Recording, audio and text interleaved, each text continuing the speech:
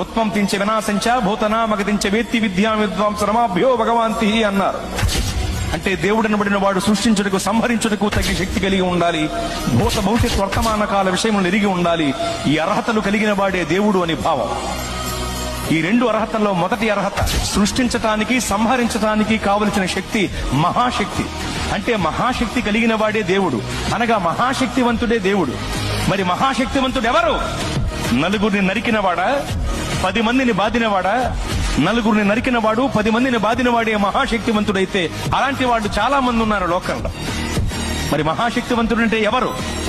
ప్రపంచమంతా దేన్నైతే జయించలేకపోతుందో దానిని జయించిన వాడే మహాశక్తివంతుడు. ప్రపంచమంతా నాటికి నేటికి ఏనాటికి మరణమును జయించలేకపోతోంది.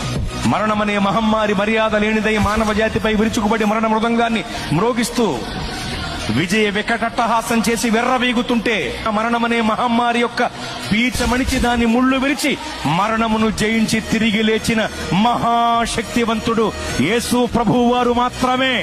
ఓ మరణమా నీ ముళ్ళు ఎక్కడ, నీ విజయం ఎక్కడ? నీ ప్రభువు అడిగితే మృత్యువుకు ముచ్చెమటలు పట్టాయి.